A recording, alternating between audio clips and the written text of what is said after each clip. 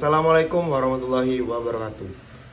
Sebelumnya perkenalkan, nama saya Arif Rahman dengan akhiran NIM 2008. Yang terhormat kepada Bapak Marmono Singgi selaku dosen mengampu mata kuliah Sekuritas Portofolio kelas A dan teman-teman yang sedang menonton video ini. Di sini saya akan menjelaskan materi pengertian sekuritas, jenis-jenis sekuritas, dan fungsi sekuritas. Baik, pengertian sekuritas itu menurut beberapa ahli berbeda seperti menurut Weston dan Copeland. Sekuritas adalah instrumen keuangan yang dapat diperjualbelikan dan mewakili klaim atas aset atau pendapatan suatu entitas.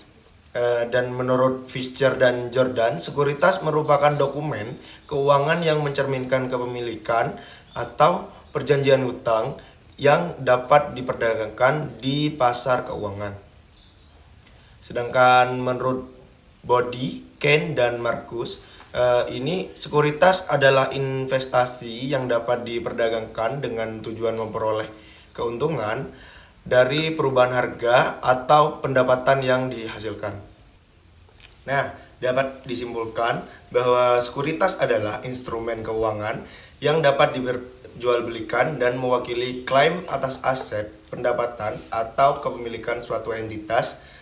Sekuritas dapat berbentuk saham, obligasi, reksadana, dan atau instrumen keuangan lainnya yang diperdagangkan di pasar keuangan dengan tujuan investasi atau memperoleh keuntungan. Baik, selanjutnya ada jenis-jenis sekuritas yang terdiri dari beberapa macam. Yang pertama ada sekuritas berdasarkan bentuknya. Yang kedua ada sekuritas berdasarkan sifat hak pemegangnya. Yang ketiga ada sekuritas berdasarkan jangka waktunya. Dan yang keempat ada sekuritas berdasarkan kepemilikannya. Tetapi di sini saya hanya akan menjelaskan tentang sekuritas berdasarkan bentuk dan sekuritas berdasarkan jangka waktunya. Jadi yang pertama adalah sekuritas berdasarkan bentuknya yang terdiri dari beberapa jenis.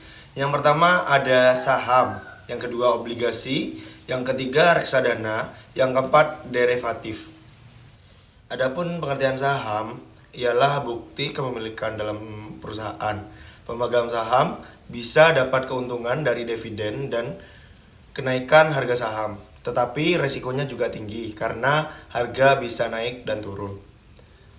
Yang dimana ada dua jenis saham, yang pertama saham biasa dan saham preferen.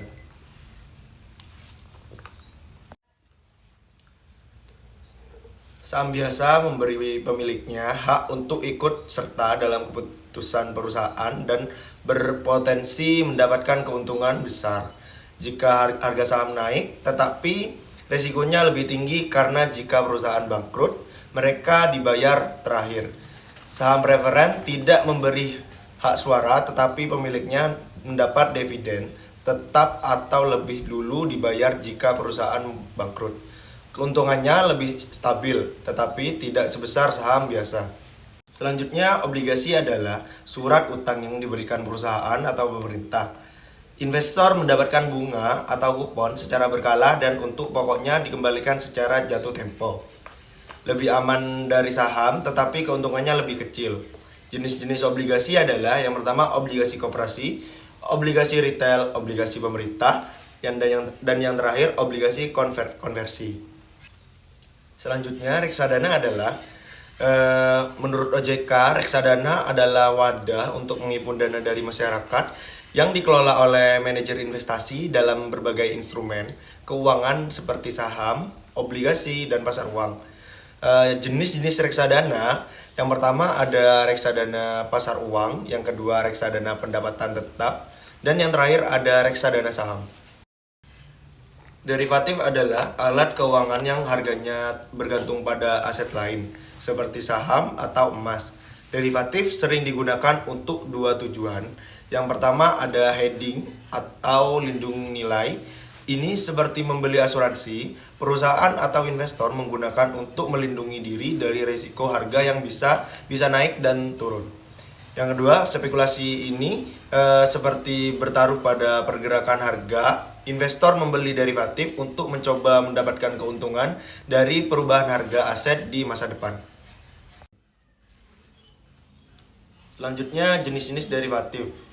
Jenis-jenis derivatif itu terdiri dari opsi saham, memberi hak tetapi tidak mewajibkan untuk membeli atau menjual saham pada harga tertentu dalam jangka waktu tertentu. Yang kedua, futures, kontrak yang mewajibkan pembelian atau penjualan aset pada harga dalam tanggal yang telah ditentukan. Yang ketiga, swap, perjanjian pertukaran arus kas atau bunga antara dua pihak, biasanya untuk mengelola risiko suku bunga atau nilai tukar. Selanjutnya saya akan menjelaskan sekuritas berdasarkan jangka waktunya. Yang pertama ada sekuritas jangka pendek. Sekuritas jangka pendek adalah instrumen keuangan yang memiliki jatuh tempo kurang dari 1 tahun atau digunakan untuk investasi dengan tingkat likuiditas tinggi. Artinya sekuritas ini mudah dicairkan menjadi uang tunai dan umumnya memiliki risiko yang lebih rendah dibandingkan investasi jangka panjang.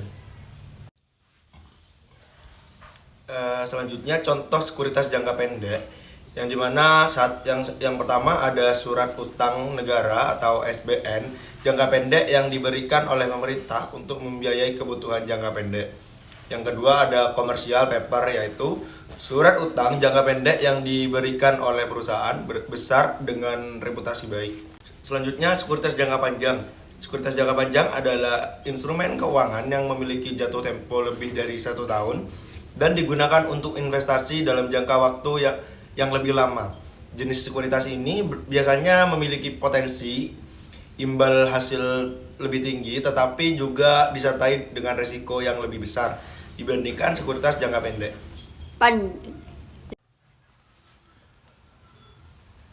Selanjutnya contoh sekuritas jangka panjang. Yang pertama, saham merupakan bukti pemilikan atas suatu perusahaan dan tidak memiliki jatuh tempo karena kepemilikan berlangsung selama perusahaan masih beroperasi.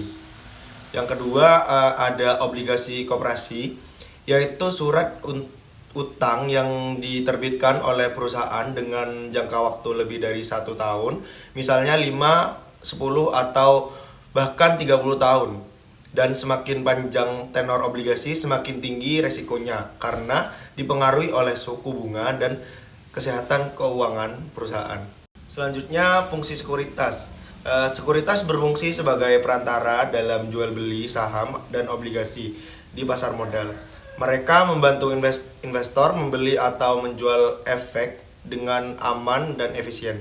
Selain itu, sekuritas juga bisa membantu perusahaan untuk menerbitkan saham atau obligasi agar kita mendapatkan dana dari investor.